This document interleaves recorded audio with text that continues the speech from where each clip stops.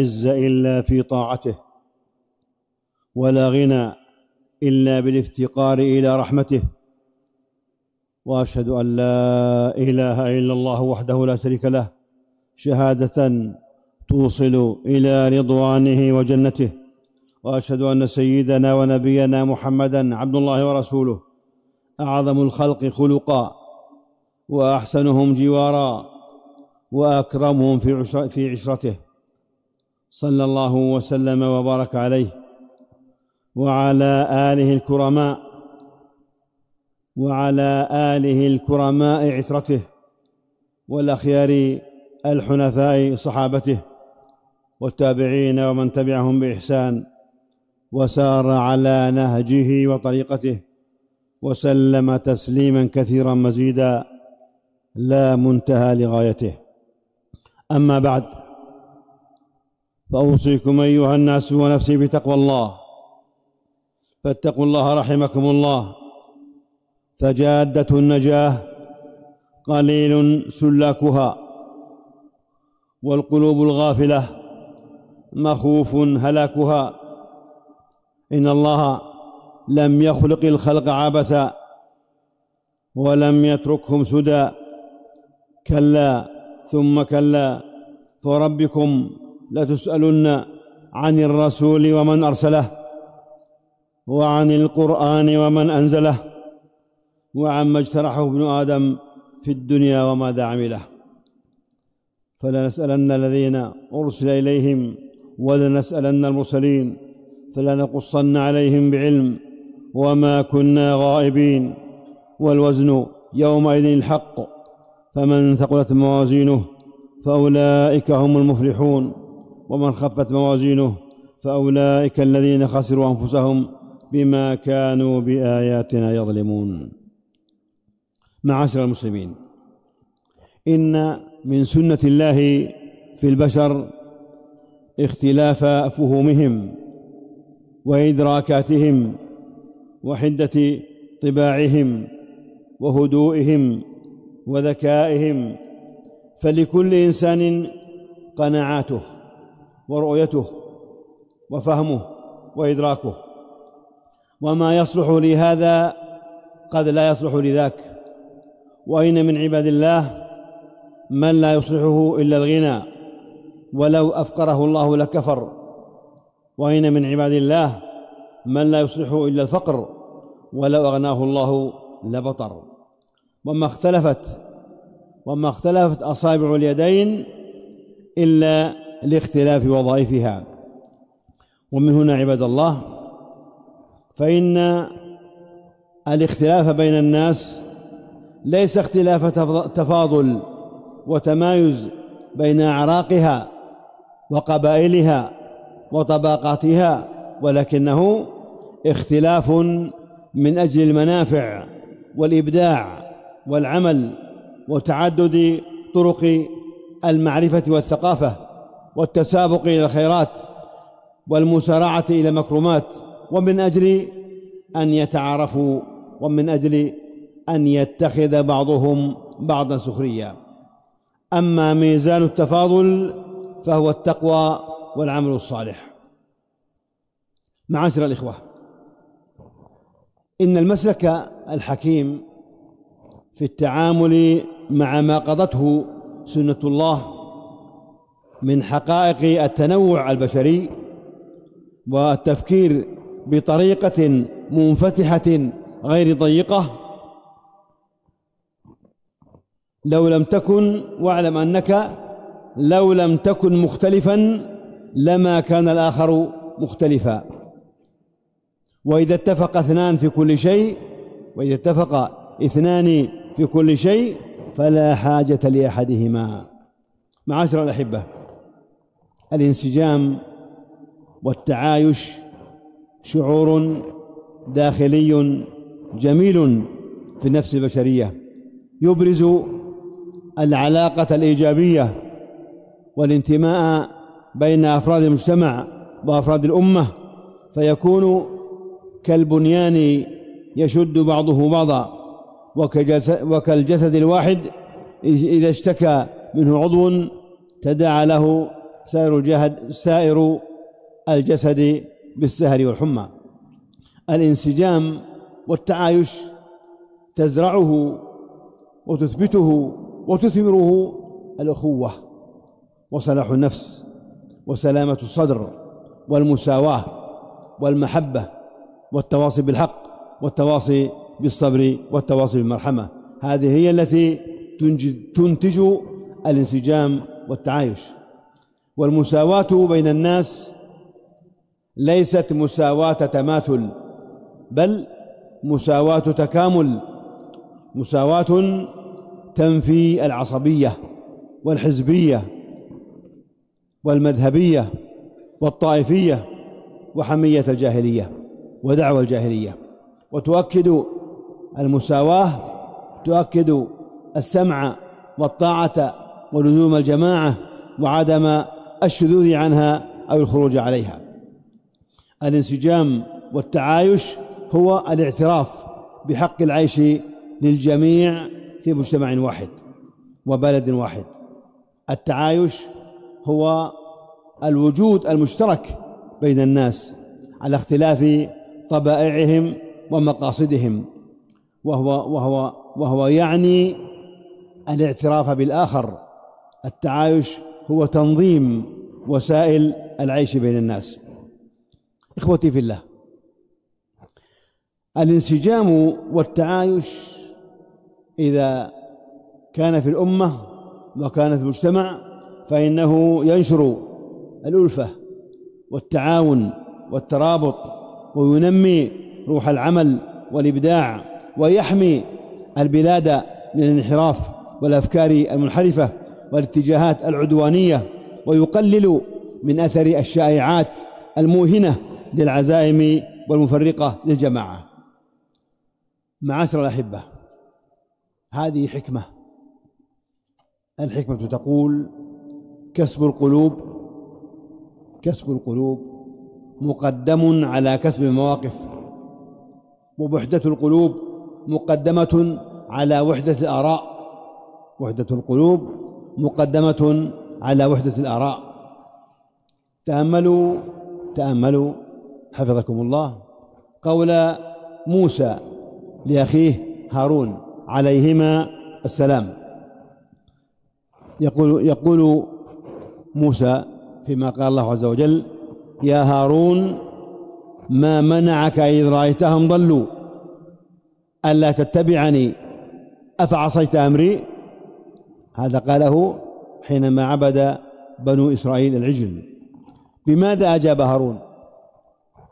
أجاب هارون محافظا على الوحدة ومبتعدا عن الفرقة. ماذا قال؟ وقد قال له موسى: اخلفني في قومي وأصلح ولا تتبع سبيل المفسدين. فقال هارون متبعا هذه الوصية، وصية أخيه موسى، قال: إني خشيت أن تقول فرقت بين بني إسرائيل. معاشر المسلمين، أما في ديننا فلم تشرع شرائع الدين، ولم تفرض فرائض الإسلام، ولم تتنزل الأحكام إلا بعد أن استقر المسلمون المهاجرون والأنصار في مجتمع المدينة بمكوناته وتنوعه. ولقد ذكر بعض أهل العلم أن من غايات الهجرة النبوية حينما هاجر المهاجرون واجتمع المسلمون في المدينة أن من غايات الهجرة تكوين الوحدة الإسلامية في ظل الدولة الإسلامية. المجتمع في المدينة كان مجتمعا متعايشا، وهو يضم المؤمنين والمنافقين واليهود والمشركين وغيرهم. معاشر المسلمين، لقد كان الصحابة رضوان الله عليهم يرون الاجتماع من أعظم الخيرات وأكبر الصالحات، لذا تراهم قد ائتموا يعني صلوا خلف كل من حقت له الإمامة. يقول ابن حزم رحمه الله: وما امتنع قط أحد من الصحابة رضي الله عنهم ولا من خيار التابعين من الصلاة خلف كل إمام صلى بهم، فصلوا خلف الحجاج بن يوسف وحبيش بن لجة ونجده الحروري والمختار بن عبيد، مع أن كل منهم كان متهما بالكفر. والمسلمون كما هو معلوم في عقيدتهم أهل السنة والجماعة يرون أن من صلى صلاتهم واستقبل قبلتهم وأكل ذبيحتهم فهو منهم، والسرائر إلى الله والحساب على الله، فلا شق عن القلوب ولا غل على سابق بالإيمان، ولا تفريق بين المسلمين بالأسماء والألقاب. والمسلمون يحرصون على هداية الخلق، والمسلمون يسترون العيوب ولا يتتبعون العورات، ولا يذكرون أخطاء أهل العلم إلا لبيان الحق وعلى سبيل الترجيح وليس على سبيل التجريح، ويلتمسون العذر ما أمكن لكل مخطئ. يقول شيخ الإسلام ابن تيمية رحمه الله: إن المتأول الذي قصده متابعة الرسول صلى الله عليه وسلم إذا اجتهد فأخطأ لا يكفر بل ولا يفسق، وهذا مشهور عند الناس في المسائل العلمية. وأما مسائل الاعتقاد فكثير من الناس كفر المخطئين فيها، يعني وهو مخطئ في تكفيره، فكثير من الناس كفر المخطئين فيها، وهذا القول لا يعرف عن أحد من الصحابة والتابعين لهم بإحسان، يعني أنه قول شاذ، ولا يعرف عن أحد من أئمة المسلمين، وليس فيهم يعني الأئمة الأربعة رضوان الله عليهم أجمعين ليس فيهم من كفر كل مبتدع، بل المنقولات الصريحة عنهم تناقض ذلك.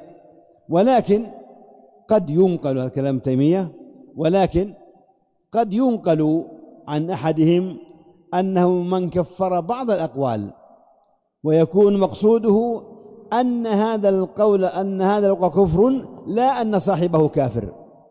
ولا يلزم إذا كان القول كفرا أن يكفر كل من قاله مع الجهل أو مع التأويل، فإن ثبوت الكفر في حق الشخص المعين كثبوت الوعيد في الآخرة في حقه، بمعنى أمره إلى الله، وذلك له شروط موانع. انتهى كلامه رحمه الله. ومن منقولات السلف رحمه الله يقولون: لو كان كل ما اختلف مسلمان في شيء تهاجرا لم يبق بين المسلمين عصمة ولا أخوة. عباد الله، إن الإسلام يسع أهله كلهم، الإسلام يسع أهله كلهم لسعته وسماحته ورحمته ويسر أحكامه، عاشوا في كنفه وتعايشوا على أرضه القرون تلو القرون. وعون الله، افهموا هذه القاعدة، وعون الله لا يتنزل على المتعصبين ولا على المتحزبين، ولا ينصر الله أقواما متفرقين، لا ينصر الله أقواما متفرقين. إن الجفاء والتباعد النفسي والاجتماعي هو الذي يقضي على الوحدة وينبذ التعايش. والعاقل المنصف من اغتفر قليل خطأ أخيه في كثير صوابه، فلا يبخس الناس حقوقهم ولا أشياءهم، بل يعامل الناس بما يحب أن يعاملوه به. وبعد عباد الله، القول الحسن والتعامل الحسن لا يتوقف على دين أو مذهب، بل هو حق لكل الناس، لأن الله يقول: وقولوا للناس حسنا، يعني يقول لجميع الناس بقطع النظر عن أديانهم ومعتقداتهم. والوسيلة في ذلك هي الرفق والإنصاف والحب والابتسامة وحسن الظن وطيب القلب وسلامة الصدر والاحترام والتقدير. والحوار هو للتعارف والتعايش والتفاهم ومزيد من الثقافة وليس للإلزام والإقناع. أعوذ بالله من الشيطان الرجيم. يا أيها الناس إنا خلقناكم من ذكر وأنثى وجعلناكم شعوبا وقبائل لتعارفوا إن أكرمكم عند الله أتقاكم إن الله عليم خبير. نفعني الله وإياكم بهدي كتابه وبسنة نبيه محمد صلى الله عليه وسلم. وأقول قولي هذا وأستغفر الله لي ولكم ولسائر المسلمين من كل ذنب وخطيئة فاستغفروه إنه هو الغفور الرحيم.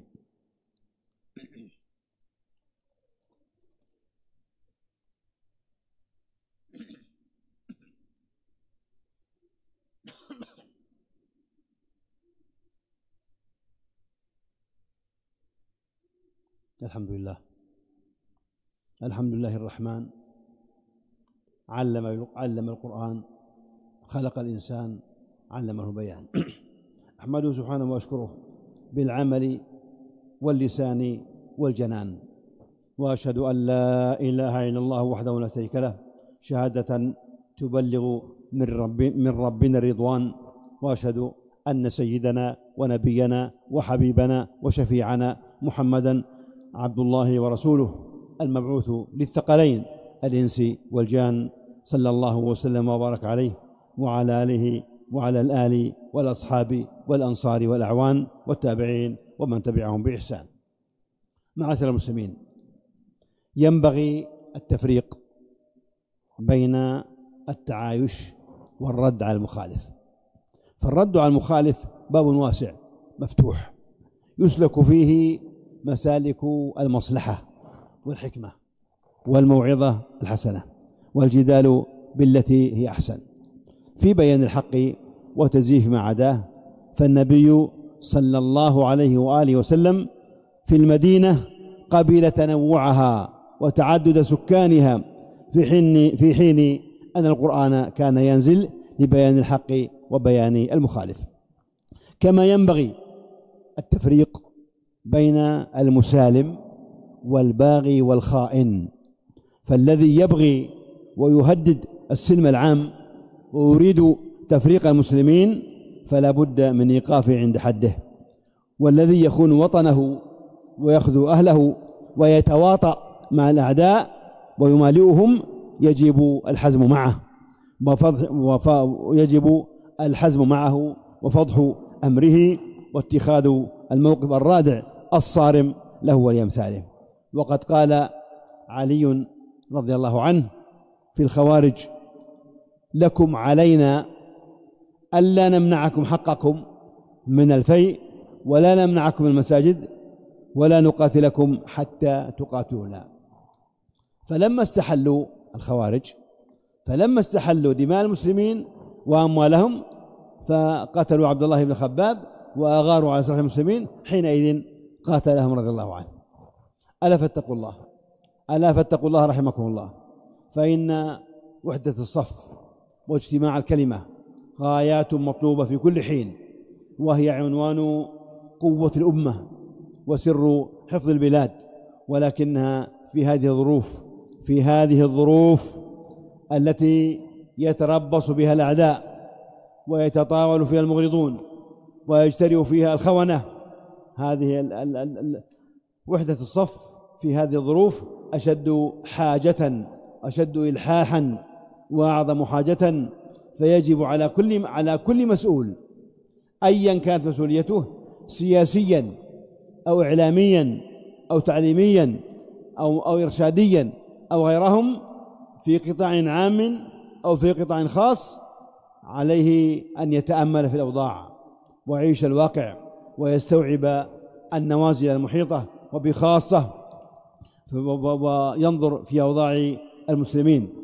يجب على كل مسؤول الالتزام بكل ما يؤكد روابط الوحدة وتلاحم المجتمع، بعيدا عن المزايدات وعن كل نقاش أو مسائل لا تناسب المرحلة، والحذر من إثارة ما يفسد ولا يصلح ويفرق ولا يجمع من مقالات أو تغريدات أو رسومات، باعث ذلك حسن التدين والحب والإخلاص والعقل والحكمة والغيرة على الدين وعلى الأوطان وعلى الأهل، حرصا على المصلحة العامة واجتماع الكلمة والالتفاف حول ولاة الأمور وإغاظة العدو المتربص. حفظ الله بلاد المسلمين، حفظ الله البلاد جميعها والعباد، وأعز الإسلام وأهله، ورد كيد الكائدين في نورهم، إنه سميع عليم، إنه سميع مجيب.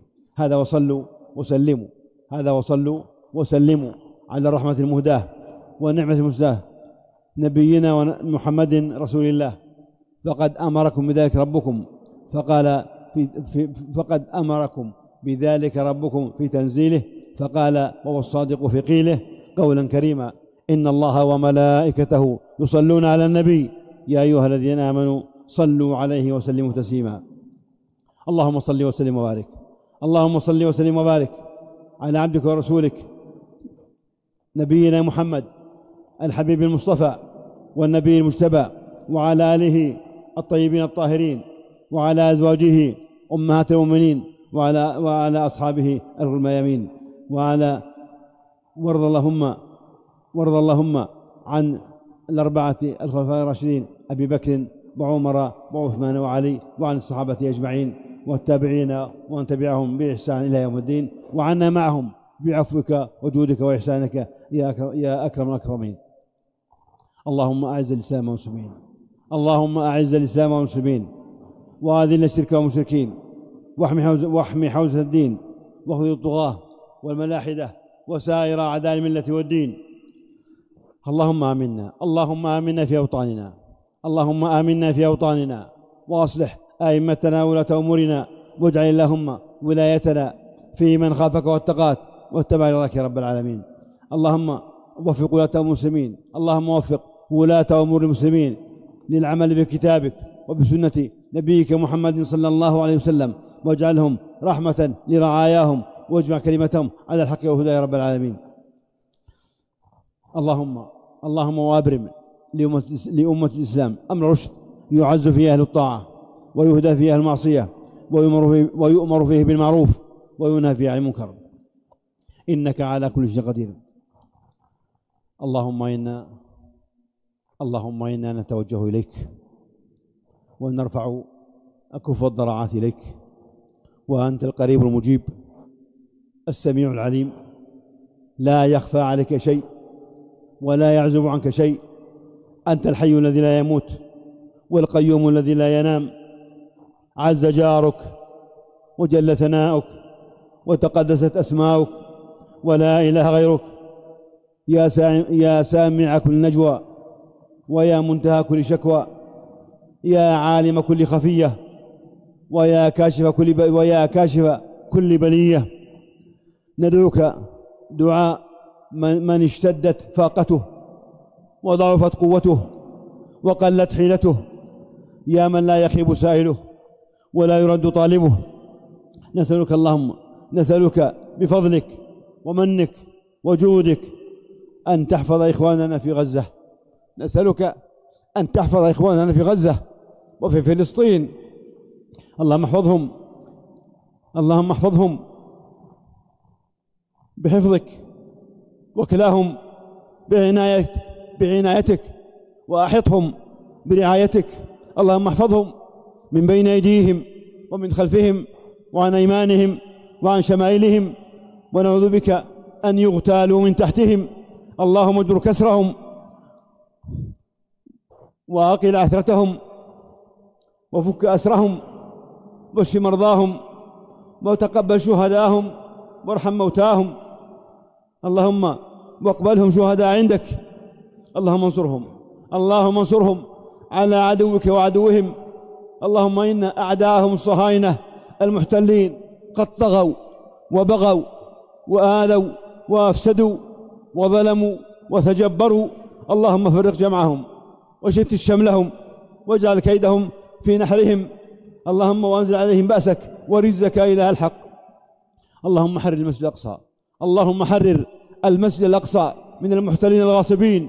اللهم أعل شأنه وارفع مكانه وارسخ بنيانه وثبت أركانه، إنك سميع الدعاء. ربنا ظلمنا أنفسنا وإن لم تغفر لنا وترحمنا لنكونن من الخاسرين. ربنا آتنا في الدنيا حسنة وفي الآخرة حسنة وقنا عذاب النار. عباد الله، إن الله يأمر بالعدل والإحسان وإيتاء ذي القربى وينهى عن الفحشاء والمنكر والبغي يعظكم لعلكم تذكرون. فاذكروا الله يذكركم واشكروه على نعمه يزدكم ولذكر الله أكبر والله يعلم ما تصنعون.